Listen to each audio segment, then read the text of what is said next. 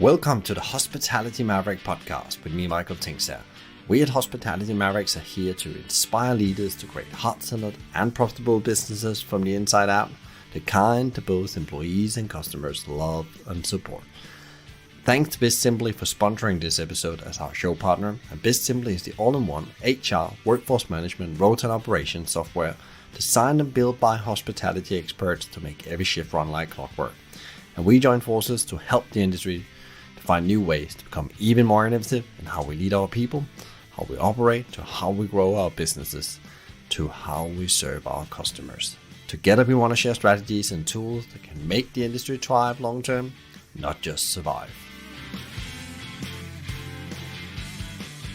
That's my big question at the moment. What cool part of new, amazing hospitality businesses are going to come off the back of people having more choice and going out less, but being more choosy on where they're going? And it isn't going to come down to going and splashing out loads of money on expensive wines and sushi. It's going to be more about the experience they want to have with their friends and their family. This is Daniel Hulme, founder and CEO at One Air Dining and One Fine Dine. On Air Dining is a unique culinary concierge service that delivers food to the private jet market, and its sister brand One Fine Dine is sending amazing gourmet food and experiences directly into your home. And they have with their model revolutionized the catering service when it comes to the airline industry. And for the third year in a row, they're the most recommended caterer in Europe. They have developed, as you will hear, a unique system of cooking, packaging and delivering high-end food on board an aircraft, but also at your home now. And therefore, it's actually possible to serve amazing gourmet food without being a Michelin chef. In this conversation, we will take a deep dive into how you build a successful business and how you pivot during the pandemic. Daniel shares, due to their normal way of operating in the private jet market, they were already pretty agile, and that actually helped them a lot as the pandemic hit them. We also talk about life and leadership lessons in 2020, how to take care of your people in connection with the staffing crisis, the role of hospitality in the post-pandemic world, and much, much more. But before you tune in, please sign up for our weekly newsletter packed with Maverick insights, strategies, and tools. Find the link in the show notes or visit www.hospitalitymavericks.com. But now, please grab coffee, pen, notebook, and let's take off.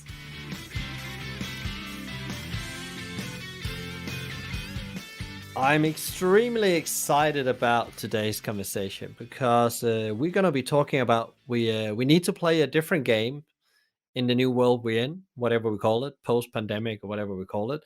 We're also going to be talking about how you need to change mindset to actually navigate and survive in the new business environment. And we're also going to talk about how do you actually make a high quality luxury food on a plane, in a jet actually. And then we're going to talk about how do we actually take that food as well and get it through your letterbox at home. And for that, I have a super great guest, but I've been talking with a couple of times before these conversations, and we've gone in all kind of directions, both in a business lesson and life lessons. So I'm very excited to welcome you to the show, Daniel. Hi, how you doing? I'm very pleased to be here. And I've been really looking forward, Daniel, because we have so many shared touch points, and one of them is Tony Robbins is one of them, and many others, and we will definitely touch on them today. But just for people out there, so they understand, a bit about who you are and what kind of multiple businesses you run, but and actually in the context of hospitality, because it's a bit a different business than the normal restaurant on the high street. Yeah, I mean, we so over 10 years I built a business that supplies, I think, arguably one of the market leading products for private aviation. So any business or private jet that leaves the UK, we supply food to that, and the systems that I've designed and how food goes on board those aircraft is unique. No one else does it quite the way we do it.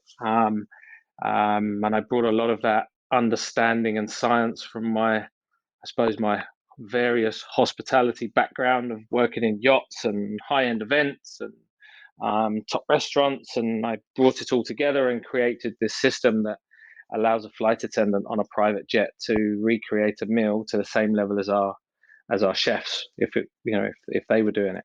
And you are operating out from the UK, is that correct? Yeah, based in London. So I have two sites. I have one in Stansted and one in Farnborough. Big size facilities. My Farnborough one is around 7,000 square feet. We're just refitting our brand new one in Stansted. Farnborough is I suppose Farnborough is the high end private jet airport for the UK.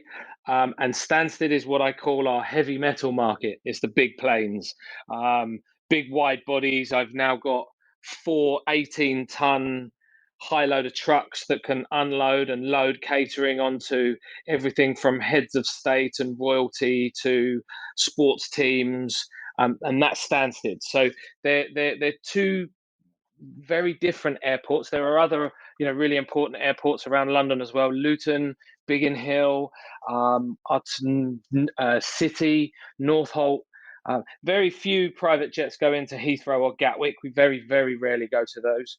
They usually clients come into the surrounding airports, if you like. They like to come in, land, and get away from the aircraft as quickly as possible and into wherever they're going. So that's super interesting. So actually, you don't only serve food in the airport you're located, you actually go to airports as well and get meals ready to put on board on a plane. So we only supply food to the aircraft, and all the food is supplied cold. It's never hot, and it's packaged and sent to an aircraft. It's very different from airline. Airline it's all, as you've probably seen, it goes on trays and it comes in on big trolleys and it's loaded in and loaded out. In the private jet world, a client can have whatever they want. It's we are, and I say this to my staff and I say this to the customers out there. We're a culinary concierge service. We're not a caterer. We run 24 hours a day, 7 days a week. We never close. I've got a fantastic team of chefs, customer service, operational staff that operate on a 24-hour basis. We never ever close. So a customer, we very rarely get more than 24 hours notice. Usually it's between about 12 hours to 24, but we can also do it in a lot less. We can, turn around 1,000, 2,000 pounds worth of food in maybe 3, 4, 5 hours. But that's because of the systems that we've created within the business. It's a very unique operating model, if you like. It takes elements of the private yacht and private household chef world. It takes elements out of the high-end hospitality world where it's a cook, chill, reheat and serve process. And we also take elements from the high-end fine dining kitchen world, and we brought those all in together, and that's the product that then goes onto a private jet. We have a cafe, so at Farnborough Airport, but really and truly it's about the private jets. And then of course 16 months ago, 18 months ago, we launched a home version of our private jet product, which has been on the cards for a number of years, but COVID gave me a proverbial kick in the backside to just go for it. And it's been a lot of fun, and then it was bootstrapped, and it was just throw it out the door and let's see what happens. And it was challenging and fun at the same time. That's called One Fine Dine. So my private jet company is called On Air Dining. My home dining business is called One Fine Dine, and One Fine Dine has exploded. It was absolutely fantastic. It's slowed a little now where people are going back to restaurants, but there's a steady stream, and we've got some amazing regular customers. And basically it's like this private jet product that then gets delivered to a house, and people can recreate the food to the same level as our chefs. There's no cooking skill required. You don't need to be able to cook to use One Fine Dine. You heat it up and you serve it. I think they're calling it now a heat and serve product. Unlike a lot of these high-end box kits that are out there that are fabulous, we've tried some amazing ones, you still need a pretty good level of competence in the kitchen. Whereas our product, you can burn beans on toast and you can still deliver an amazing meal. And We've been in GQ magazine. We've been voted best high-end fine dining box kit by Wired magazine for the last 2 years. We've been on all the press, and I think that's definitely a business and a product that's here to stay. A lot of the market got very saturated probably about 6 months ago, where every restaurant was trying to diversify what they do to keep their heads above water, and too rightly too. Now that the world has come back and restaurants are reopening, a massive chunk of those chefs and kitchens have gone back to focusing on their core business, which is restaurants, which has meant businesses started to pick up even more. So yes, I got these two arms, and they all work from the same facility under the same systems that were designed for private jets, where this ability to be able to, there are very, very few kitchens anywhere that can handle the volume of catering that we do at the level we do, but in the speed that we can do it. We can get a phone call for vast amounts of catering at multiple airports for multiple airplanes with 12 hours notice, and it's the back end systems and the operations that I've designed over the years of how to handle that kind of all managed chaos, if you like, that enabled us to then move that into a home dining product, but also scale far quicker than anybody else. Because at the end of the day, I do laugh a little bit about this whole dark kitchen, cloud kitchen concept. It's great, it's great, right? But it's just new marketing. There are numerous companies who've been running those models for some time. We just call it CPU. But because of that, I was able to hit the market running.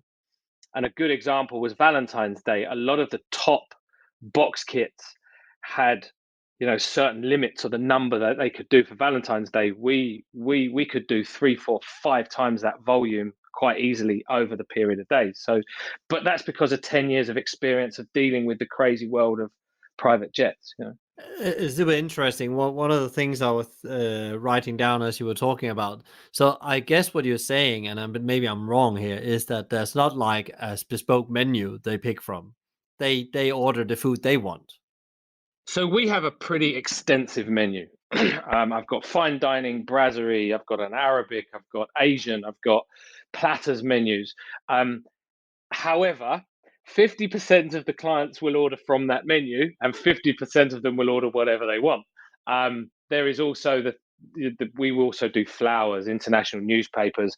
We have a concierge service that will go into any shop or restaurant in London and get food for you. We we we quite we're quite rigid with which restaurants we will go to, mind you, because the restaurant needs to understand the cook chill process. If they are purely a cook serve and they don't have the blast chilling capabilities, we can't work with them, because it has to be blast chilled the second it leaves that restaurant to be food safe and then eaten 5, 6 hours sometimes later. That's super interesting because that again throw in a lot of the complexity that if we agreed not to take a deep dive into the pandemic, but your agility in your day-to-day life, even pre-pandemic, how did that come to an advantage as you hit the pandemic? Oh yes, definitely. I mean, I suppose it more came into an advantage with regards to the One Fine Dime product, because when we started rolling it out, it was picked up by all the press, and fantastic press we got. The orders just rocketed. We were able to cope with it. I mean, I can get a phone call from Stansted Airport to have meals for 150 passengers, super VIP, and have a VIP area, and they might want a private chef on board, and we can turn that round in less than 24 hours. So for us to get a phone call for 150 meals dispatched across London, it didn't really push us that far, because we were already doing it. So from that perspective, it was really good. I mean, the biggest challenge we had was using, I won't name any names, but various different delivery companies. When we tried to roll it out UK wide, some of the boxes looked like they'd been kicked from London to Manchester. But so we had a few challenges on that side, but actually handling the scalability it was it, we've been doing it for 10 years. We were getting, my chefs actually really like doing it because they are getting 4, 5, 6 days, 2 weeks, a month's notice, when we're used to 1, 2, 3, 4, 6, 12 hours. So it gave them a bit of, oh, this is nice. We can actually pre-plan. You mean nobody's going to phone us at midnight and ask for £1,000 worth of food in 6 hours time? So Well, another thing I was thinking, Daniel, when you're delivering, to top clients, they want their specific touch on it on a plane to suddenly go into the at-home eating market. Did your market expand as a business as well? Because I know you set up a different business for this. So I guess suddenly you had many more customers than you normally would have in a situation where you're just preserving planes. yeah, we had a much bigger, I suppose, demographic for you to my in the private jet world. My client base, my particular type of client base, you need to be in a particular wealth bracket, um, and whereas with the home dining product, you most people who will go out to a nice restaurant in London, a decent restaurant in London, can afford to use our private jet home dining product for the same price as going out to a nice restaurant. Um, and it meant our market was hugely widened, which was fantastic.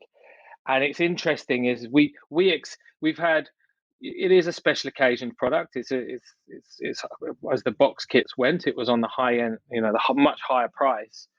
However, with the regular customers that we were seeing, we're getting lots of people. I know we're not touching on COVID. I think there's a positive. I think one of the beautiful positives that's going to come out of COVID is, I think we as society have learned how to sit with family and break bread again. I think we as society, we got, smartphones, and the speed we were all using, and it was almost as if COVID was this handbrake that just went on and slammed the brakes onto everything. And I suppose, life, everything was open 7 days a week, everything's operating 24 hours, and we were forgetting, or we'd lost this Sunday dinner with the family. We'd lost this once a month having all the family round and breaking bread together. I know some people carried that on, but in general, and I think as society has now learned to do that again, and I talk to a lot of people that have been saying to me is, we won't. We were all locked in a house together. We won't stop now making sure that we all sit down as a family and break bread and enjoy those things. So I think this is where our One Fine Dine product is now going to continue. Is we've got a lot of customers now. I delivered to one of our biggest customers recently because I wanted to get her feedback and chat to her, and she said every month now we order your product, and they order a lot because there's about 12 of them, and we just love getting together in the kitchen. The product's so easy to use and so much fun, but then we get this beautiful time to spend together, and I think that's here to stay. I don't think we're going to lose that. So I think that is a positive from COVID. Yeah, and that suddenly takes your business to a new level, I guess, as well, where you before were contained within some airline, and when they were flying, now you can actually cater all week long, all year long, for Christmas or whatever. I think it's super interesting move, because actually I think you said as well a bit here when you were explaining your business, that some of the restaurant that launched these really great, doing at home cook, where actually needed maybe a little bit of skill to do it, because there was still, you still need to how to cook a good steak or whatever it is you get home. You need to have a bit of understanding of food. And now pulling that back, because probably many reasons, focusing on your the one thing you do well, but also the reality of staff and other challenge around getting the business back up again and open the door to a restaurant. I guess that market's going to be defined very different than it was under the pandemic. Yeah, I suppose the other important aspect of this is that when you talk about, so the product and how it works, is a private jet is the harshest environment to eat food on. Okay, it's lovely, you're on a private jet, but for the flight attendant and the space and the dryness and the pressurization, it is a really, really challenging environment. I used to find working on yachts difficult, but you're talking about a space not much bigger than the top of a filing cabinet, maybe two next to each other, a tiny little oven, a tiny little microwave, and she's got 12 guests in the back expecting top level three courses. This is where we have excelled in business aviation, and what makes us one of the innovators of our world with regards to food is because we designed this system, and we looked at the umami content, we looked at the salt content, we looked at how the sound and the noise on board an aircraft affects how you eat. We then looked at this. I then designed all this system as it's a paint by numbers system that the flight attendant so imagine you've got a main course and there are 7 moves or 6 or 7 components. Each one of those components is cooked within our kitchen using a lot of modern techniques like sous vide and things like that. But it allows her to put that meal in her oven or his oven and cook it for 5 minutes. And when he takes it out, everything is cooked to the exact point that it should be served. So the steak and the techniques that we've devised around steaks, which are quite closely guarded secrets, but they just put it on a plate exactly to the photo instruction, and then it's all served together. Those systems and designing something that's in such a challenging environment on an aircraft, transferring that over to the home was an easy move. And it made the product quite good fun in a home environment because you're not under the same amount of pressure. That was really interesting because I think actually consistency and quality have been one of the biggest challenges with, recipe boxes or eat at home boxes or whatever people are called them. So, and actually because you've been able to before actually to have a flight attendant, if it's Jane one week or James the other week, it doesn't matter because the system is actually lifting them up. And I know that from my time in McDonald's, the system always win. It always pushes the weakest link up in a way, no matter what happens. So that's super interesting. But one of the other things that was in that question, I was thinking about the opportunity in that market, because as you said, it's gone from crazy amounts now to maybe leveled out a bit because of the excitement of coming back out into the real world and eating in restaurants. But do you see this as a massive opportunity market as we go forward for the food industry, like an untapped market still? Oh, I think it's here to stay, right? I think people have been, the world has changed. COVID has created I think that there's always opportunity in chaos, and it's going to be really difficult for the hospitality market for some time. But it's also created incredible opportunities and new ways of doing things. And as a business, you've got to, if you can see what's coming and make the best guess you can, I think there's some really exciting opportunities that come, and it is here to stay. I think one of the places that I visit quite a lot from a business perspective, but is Dubai. Dubai have been doing home delivery for the 10 years I've been flying there. And I believe they're even going to start doing it by drone. But I think everybody else has now come on board. I mean, we've all gone Amazon and we've all gone through the supermarkets, and now it's kind of, well, I want a dinner party delivered. We started plugging in chefs as soon as we were allowed, and that's become a popular service. So they go on board, they order the product, and a chef, we've got a big pool of chefs around the country, turn up at the same time as the product and serve the meal. I think dining in your own home is here to stay. Entertaining is going to come back. I think for whatever reason, whether they're worried to be out or whatever, I think it is here to stay, and I think there are some very exciting opportunities for businesses who can tap into that. Yeah, because that's interesting again, because it comes back, I think, what you said as well, being able to sit around the table and break bread. I have heard many people talk about that. When you go into a restaurant, it always become time focused at some point. But here you could sit for however long time and you actually value these relationship again in a much higher level than you did before. You actually take the time for that because they are not given suddenly, because what Mother Nature just thrown on us. So I think you're spot on there. What is your Daniel? Because I know you had some massive life and leadership lessons in 2020. Could you share that a bit with the audience? What you went through as a business owner? There's nothing that has been easy, and we are not on the other side yet. But what has like been your top three life and leadership lessons in 2020? Wow. I mean, I think it's on reflection, it's looking at what I am capable of when life gets tough. It has been really really challenging. I think when I think looking at a lot of people and a lot of people I know in business, you when people are pushed into a corner, it's amazing what can be achieved. And I think there's a lot of, when you look at some of the success stories and some of the complete turnarounds that businesses have made or gone off in a new direction, I think that has been very interesting and quite exciting. I think one of the big lessons that I learned was, I learned what burnout was.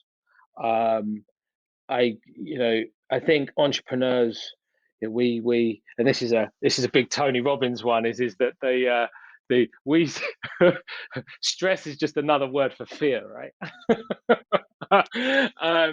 And there were a whole load of things that happened in my life all at the same time as COVID was hitting, and my wife and children got stuck in Spain, and I was back here, and we'd moved out of our house, and I couldn't stay. And ended up sleeping in my office for 3 months. And I was supposed to be staying with my mum, and it was supposed to turn into 1 week. And then, so, oh, don't worry, mum, I'll just bring me a camp bed. I'll sleep in my office. I've got to focus on the business. Ended up turning into 3 months.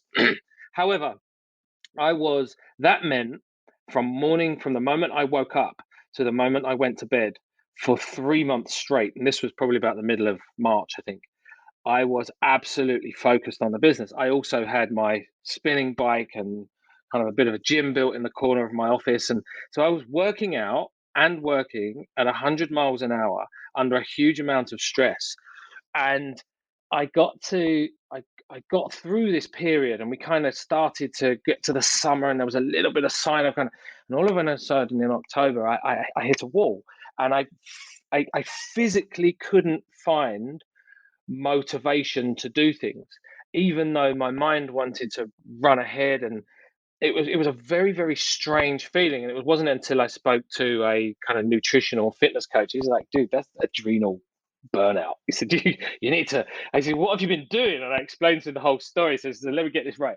You were putting your mind under immense pressure trying to run a business, and then at the same time you were working out every day. He said, no wonder you burnt yourself out. That's it. So I went ahead and studied that, and I learned it. And I think one of the things that I've now learned from, and I talked to a number of my business friends as well, and I think a lot of people will be feeling burnt out. I think you know mindfulness and mental health is a big focus of mine now, with the people around me. And I think because I hit that point, which I never thought that I would be, hit burnout, but it took me quite a few months to get over it. But it now makes me appreciate and look around all the individuals who work for me and check in with them. So there's lots of things I've tried to do within the business, within the realms of what we can afford. But things like said to everybody, you can have membership to Headspace. Company will pay for it for you. We set up a line with the company we work with, where people have got somebody on the end of the phone they want to talk to. I'm I'm really encouraging a company culture where everybody looks out for one another. Are you okay? Do that. So I think that's one of the big things that I'm taking from a managerial leadership point of view, from the last year. And I think if every company does that, we will all get through this together and end up in a great place, maybe in 12 months time. That was a great lesson, Daniel. Thank you for sharing that, and very very good you gave that example about, because I think you're not the only one that was in that the first 3 months, and there's probably still people where they're trying to really find that balance that is impossible because the business needs you and you can't take the foot off the pedal. And it's such a, if you fall out, then there's no one else there, so therefore you have to understand to, try to balance that, even though it's so easy said but so difficult to do. uh, uh Pandemic or no pandemic, I think that's my own experience as well. I think reading, you've got, and one of the big things that I say to everybody all the time is, as soon as this start to happen, I started to read about the whys, what the science behind it was, why your mind and why your adrenal glands and what cortisol is and what adrenaline is and all these kind of things. I mean, I'm type 1 diabetic as well, so I've been injecting myself 4 times a day since I was like 6 years old. It's important for me to understand what my body is doing and how it affects my diabetes and my health and the rest of it. I tell everybody now is that you got to understand it. The more you can read about a problem or learn about it, the better you'll be able to help yourself and the people around you. Going through the pandemic, massive lessons there is. Did you, in a way, as a business person, have your biggest lesson in the pandemic, or have you had any prior to that, like really, pivotal business lessons? I've failure is the best lesson, right? I think failure is like a stepping stone to a point that you want to get to, but you just you got to keep picking yourself up every time you every time you get knocked over. Yeah, it's did I learn? I learned a hell of a lot through the pandemic. I learned what I could handle and really handle.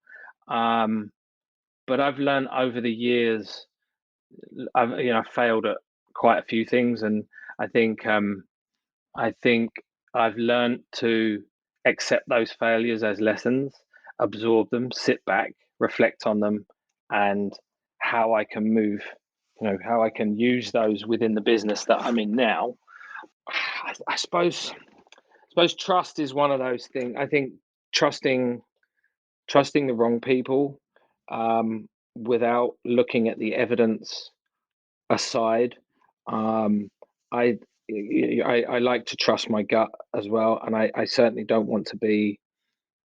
I don't want to be negative where I just don't trust anybody. But I think, you know, if you're making a big decision and you want to talk to all the people around you, make sure that you are as well informed in making that decision as well, whether that is legal or from an HR perspective. I've had a few challenges that from a legal perspective, I bought out another company. There were mistakes there because I trusted what the solicitors were saying. We had some HR issues, and I trusted what the HR company we were working with and their lawyers. And in hindsight, after the problems that occurred, I then had to sit back and learn myself what it is that made those problems happen. And I should have done that beforehand. And that, I suppose, is a big lesson. A lot of failures have come around trusting verbatim what people have said without doing the prior homework or trying to understand the complex process myself. That's a big one, I think. Yeah, and that's a really good one, because exactly what I've, heard and learned as well is your ability to ask the right questions, I guess, as well. And you can't do that with not having some basic knowledge. And it's okay to trust people, but I think I learned in a very early age from one of my really good mentors that find out how you can keep your skeptical part of your business sense in a balance, so you don't lose trust for them, but actually they can see what you're doing, which actually make them play a better game. That was his advice at that point as well. So I think you're absolutely spot on with that. So you already mentioned, you spend a lot of time in hospitality. You came out of hospitality before you went into the airline industry, and before you started serving cook at home meals. What about hospitality? What is the future looking like? Let's say the next 12 to 18 months, if you have a crystal ball. It looks incredible difficult if you took it from a news headline point of view. It is, but I'm a glass half full kind of person. I think in chaos is always huge opportunity. It's going to be really tough, right? If you're not agile and you can't move quickly, your business is going to die. And I don't want to sound really morbid about it, but you've got to move quickly now. But I also think you've got to get excited around turbulence. It's kind of, okay, well, this is going to happen and it's here. How can I change? How can I develop? What can I do new? And asking yourselves those questions. We've all just had 18 months of agility training and learning how to pivot our businesses. You've got to grab onto that now and say, okay, where is the world going? I think some of the biggest chefs, right? We're all having problems finding chefs. Any restaurant that says they've got a full brigade of chefs is lying. Or hospitality part, chefs is going to be difficult. Well, okay, how do we change our operation, which is what we're doing now around, okay, we have our team of chefs. Let's build our people around our chefs so our chefs can carry on what we're doing. I've been watching the Olympics, right? Wow, it's such an amazing event, and you watch these cyclists and swimmers and all the rest of it. Every time those guys get on the stage, the first thing they say when they get their medals is, I've got to thank the managers, I've got to thank the bike techs, I've got to thank my physios. You've got to build teams around the people who are kind of your athletes or your medal stars, right? So I think that's one of the things companies are going to have to do is look at how to maneuver the chess pieces around what they're doing. I think where big challenges are going to occur is the work world balance. The 9 to 5 in the office in the city is gone. I don't believe it's ever going to come back. I think there will be a hybrid version. I think we're already seeing people move out past just the home counties, and then they're doing 2 or 3 days in London.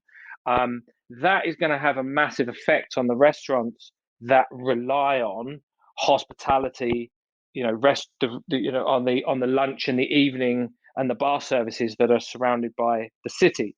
Well, okay, what are you going to do about that? How are you going to change it? Is the event world going to change? Are we going to see big lavish dinner parties in the museums and cocktail parties?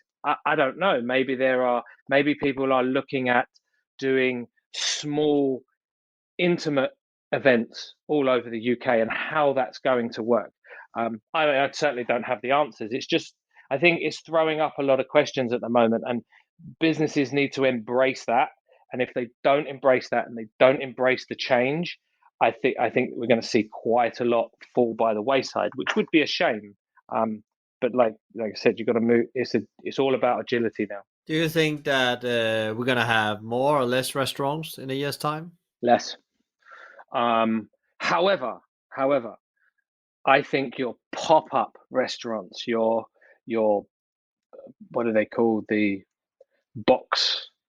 pop-up box. They're in sea containers. I can't remember the name of it. These pop-up restaurants, street food vending locations is going to be where it is. Anybody who got in that 2 years ago won't have done well during COVID, but now it's going to come back, I think, in force. People want a destination to go to, and they want the experience of street food, right? They want to be able to walk in somewhere and pick and choose what they're going to eat. I think people are going to be a lot more choosy about when and where they go to a restaurant. I think a lot of I hate to say it, kind of beige, middle of the road restaurants that you just went to for the sake of going out and dining, I think will be part of the ones that are going to end up by the wayside. I think restaurants that you walk in and there's no menu and you sit down and you just get a menu in front of you, people will be a lot more choosy about where they go. And so what will come off the back of that? That's my big question at the moment. What cool part of new, amazing hospitality businesses are going to come off the back of people having more choice and going out less, but being more choosy on where they're going? And it isn't going to come down to going and splashing out loads of money on expensive wines and sushi. It's going to be more about the experience they want to have with their friends and their family, if that makes sense. It makes totally sense because we were on holiday here last week and the week before, and one of the places we stopped with, there was some family in Southport, and they suddenly had the street food venue in the middle of this town. I didn't believe it because it was Southport, normally some few chain restaurants and some independent restaurants, and that was the place that was heaving.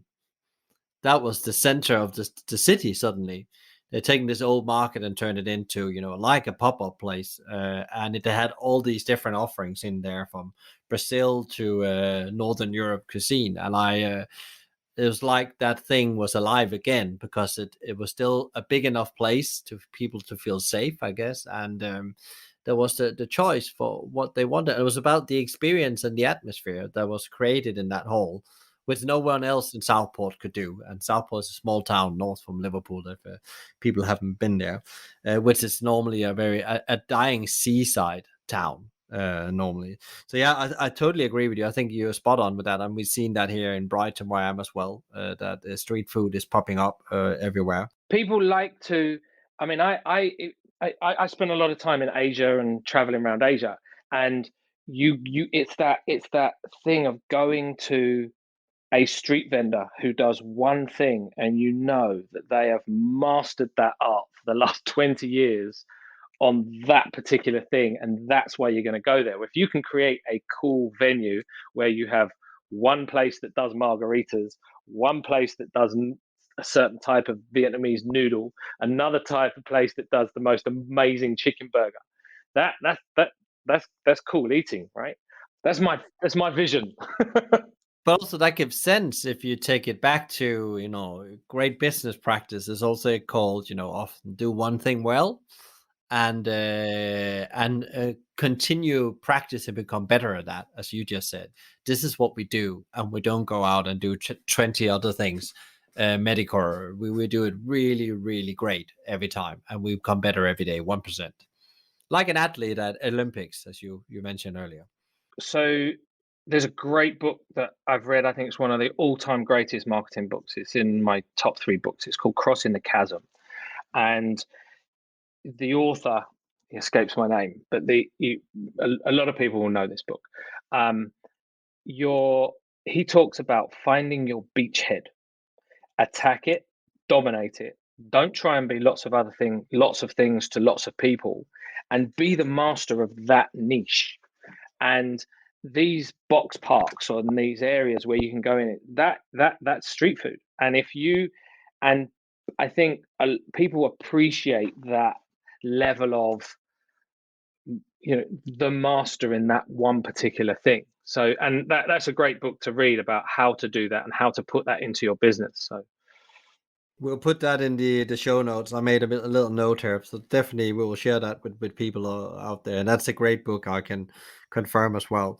Um, and moving a bit on into the future of hospitality, because there's one thing now, and we talked a bit about it before we started recording as well. Everybody talks about this, the staffing crisis. And you mentioned chefs before as well.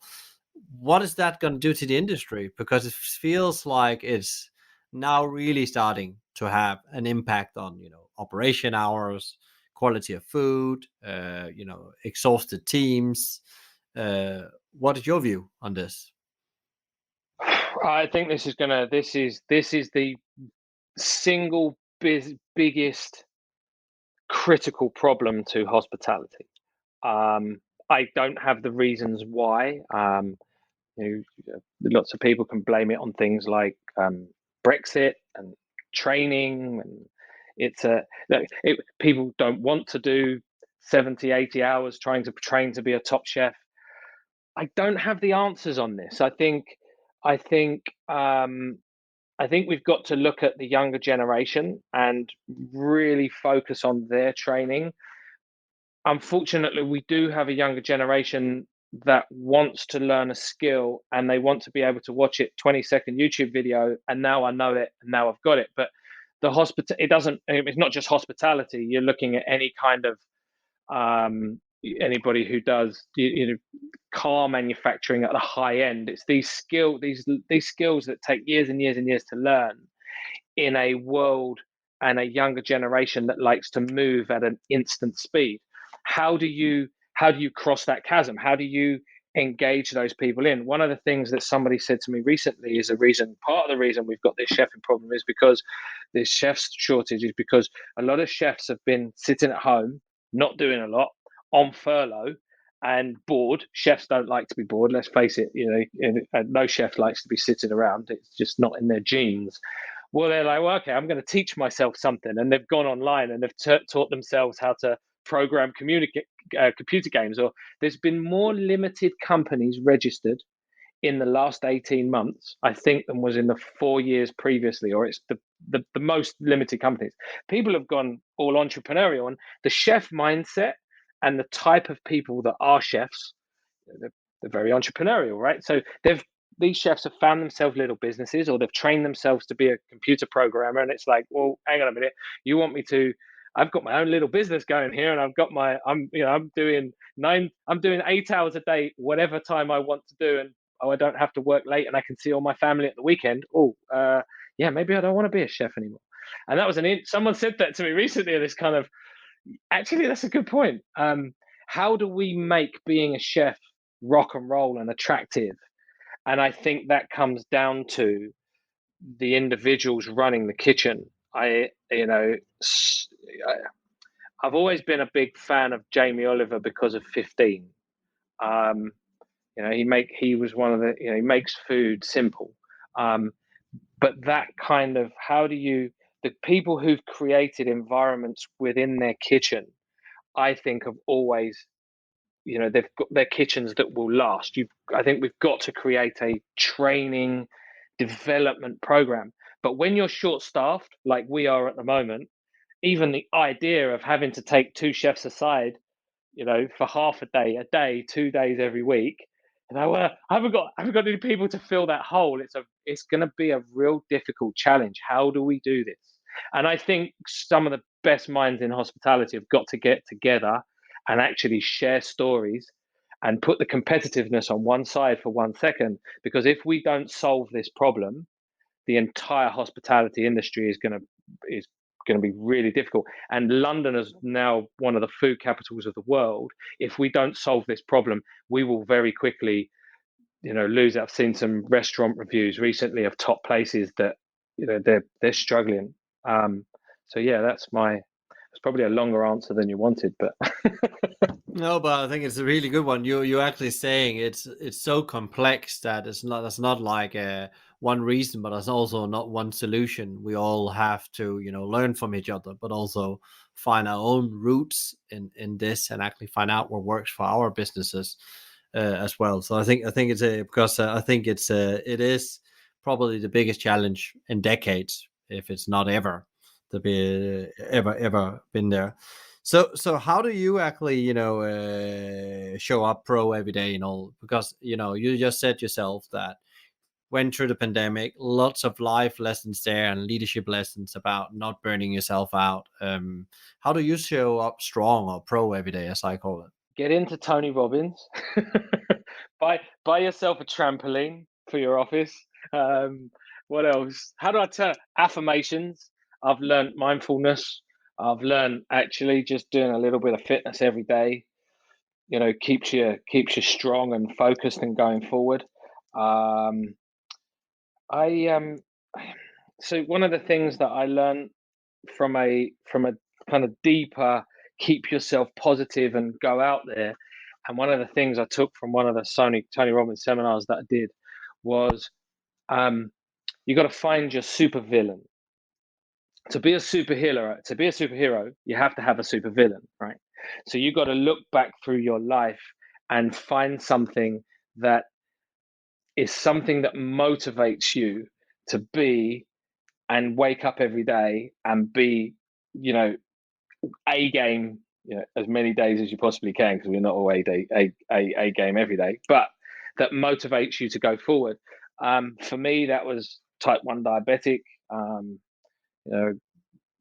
Teachers telling me, because of, I'm a bit on the ADD spectrum, that you can't do this and you can't do that. I learned that those were the things that inspired me to go on and do bigger things. So you've got to find that supervillain, that joker or that kryptonite that makes you go out and be a superhero. I think the best example at the moment is watch the Paralympics. Oh my God, these individuals have taken their supervillain and literally turned themselves into superheroes, like bionic men and women, and it's just incredible, And I think that's part of the thing where I'm a big fan of positive mindset, positive energy. Get yourself a little mini trampoline for the office, because I tell you what, 5 minutes jumping up and down on the trampoline, it, there's a reason kids love it. You're buzzing with energy afterwards. Your staff will think you've completely lost the plot, but who cares? Um, you know, that kind of thing. I would totally say sign up to Tony Robbins if you haven't already done it. Take what you can, take what you want to learn from him, put into your life, and then get the trampoline. It's just one of the biggest takeaway I took from my first Tony Robbins thing, and I thought this is ridiculous. He's not standing on a trampoline in the back before he goes in. And then when I came home, I thought, well, I think I can't remember what it was. It's 50 pounds or whatever it was, 40 pounds. That well, at least I can give it to the kids, but the kids are not allowed to touch my trampoline because it's mine. It's my temple, So it's so interesting. You said the same there. Yeah, and it's like I just remember walking into this room with about one of the seminars I went on, and we were there for like 8 days. And I walked in, and it's like 40 trampolines laid out, and people are just bouncing up and down at 8 o'clock in the morning. I'm thinking, where am I? With it by the end of the day, and for the rest of the 8 days, you're on that trampoline as much as you can do it. And then, so it's a strange thing, but it does make you feel good. It's a super hack, I would say. So the sales on trampolines gonna go crazy after this. Um, one of the other thing I wanted to ask you about, because I guess on your journey as well, you mentioned Tony Robbins is one of your inspiration, but like which people actually on your journey have influenced you and shaped you to become the person you are today? I mean, it might be a bit cliche, but I suppose the people closest to me, my wife, number one. She is a fiery um, Latin lady, Spanish blood, hot blooded, and she's all 5'2" of her. Made me realize that I was actually capable of doing a lot more. Gave me a good shake up, a couple of slaps, and sets me on my way. And although we don't always agree, she's heavily involved in the decisions I make in the business. And we argue a lot, but we thrash things out with regards to that. But she's the one who kind of gave me that, come on man, you're capable of doing a hell of a lot, and keeps that in check. Keeps my ego and whatever in check. I think my mum as a kid was very can do. She kept telling, diabetic. She got this diabetic kid at 6 years old who, is being told that you're going to be on dialysis and all the other rubbish they told you 40 years ago that you type 1 diabetes. And my mum would constantly say to me, you can do anything, you can be anything. And she ingrained that attitude and that positivity in me. And then I think my other one is my dad. I mean, he built his own business, and he had a mega strong work ethic.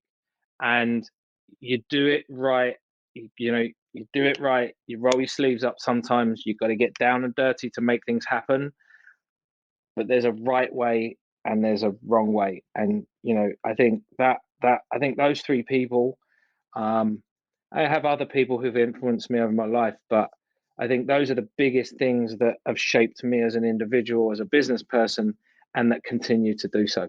That was super super interesting. Even though you say it was maybe it's the classic you say, but actually you made it very clear why they've done that. And I think it's absolutely great. Hearing that the whole entrepreneurial spark comes actually from family, not just something you started yourself. What the last question I always ask people, what is your like, what would be you already given a lot of advice, but what would be like your top 3 advice to leaders out there running their businesses right now and their teams? I had to, when you sent me the questions, this was one of the things that I had to put a lot of thought into, because there was just so much, right?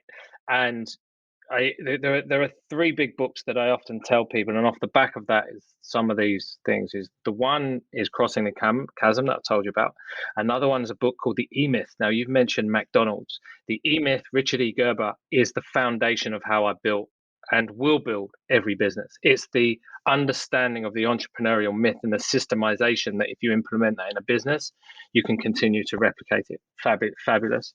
And the other one is The Art of War by Sun Tzu. There's another book out there called Sun Tzu and the Art of Business, and taking the ancient principles and put them into business. I love those things. But the bits of advice, I suppose, people and friends. I think your people come before your customers.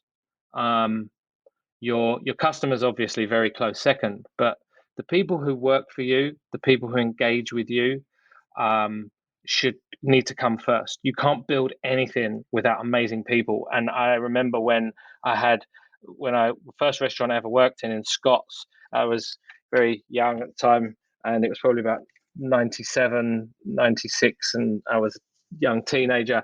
And I remember the chef in there, he had a go at one of the chefs for being mean to the kitchen porter. And he came up to me afterwards and he gave me a wink. He said, "You watch what happens when that kitchen porter doesn't turn up one day." Sure enough, a couple of weeks later, he didn't. Whole kitchen collapsed. I think you've got to understand that everybody is important. And I drill this into everybody, is the person who cleans the floor and organizes the boxes is just as important as the management team who are sitting at the top. I think attitude is everything with the people that you've got. So, and losing negative people, energy vampires, as I call them. So surround yourself with positive, powerful people. So that's my first thing, is people and friends. Find your beachhead, attack it and dominate it. Don't try and be lots of things to lots of people, and be the master of your niche. I think we're all guilty. Every entrepreneur is guilty of trying to do so many different things in the shotgun effect, but really you want to be a rifle. And my last one is keep learning. Keep being humble, keep learning. Those of you have seen that Steve Jobs speech where he's talking to that class where we all knew he had cancer. We now know that he had cancer at the time, and he's talking to them about, learn, watch, read, listen. And if you want to know how to do something, or you're struggling to do it, find somebody who's already done it and is really good at it, and just replicate it. But I don't think absorb as much information as you possibly can from everywhere, and be open to learning. So I suppose they're my three things. I think it was three.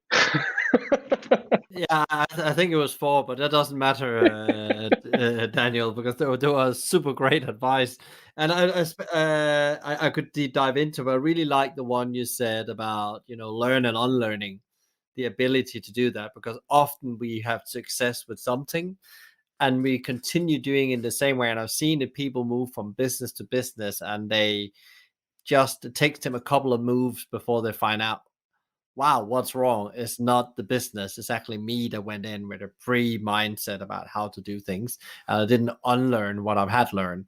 And actually, because it's experience no matter what, it just means that you can do some things faster. But actually, you also have to understand every situation is different. Every human being you're meeting is different and have different strengths you need to play at. So, yeah, I really, really like all of them. Great advice. Daniel, I want to thank you so much for coming on the show. But before we leave, it would be great to know where can people find out more about you and the business, and if they want to connect with you, what is the best place to go? You can find me on LinkedIn. I'm on. We've got our websites for On Air Dining and One Fine Dine. Yeah, I mean, I'm on Instagram, I think. LinkedIn is one of the ones I am getting a little bit bombarded with lots of spam, but that's a pretty good one. And I do want to thank you for inviting me on. I feel quite humble because I've listened to a number of your podcasts now, and there are some serious hospitality legends on your series. So it's really nice to be part of that list. Well, Daniel, you've done your 1% every day to be here, so you don't have to thank me. You've done all the work. I'm super grateful that you actually took time out of your calendar to come and share this with the audience, and I'm sure there's people that's gonna reach out and learn a lot from that. I want to send you and the team all the power and energy you need, and keep on jumping on that trampoline. It will do you good, I promise you. And I'm sure we will connect very soon again, and might there be an episode in the near future as well, where we go back and visit what happens since today. I look forward to it. It was really nice talking to you, and it's yeah, I feel energized now. Thank you so much, Daniel, for your great insights on how to systemize the business to achieve agility and great customer experience in the long run. I would now recommend you to sit down and ask yourself, how can I optimize my operating system to become more agile and achieve better customer experience in the long run? And to get further inspired on agility and innovation, please tune in to episode 94 with Elvin Turner, who is the author of Be Less Zombie. And if you enjoyed today's conversation, please share, rate and review, or subscribe to one of our channels.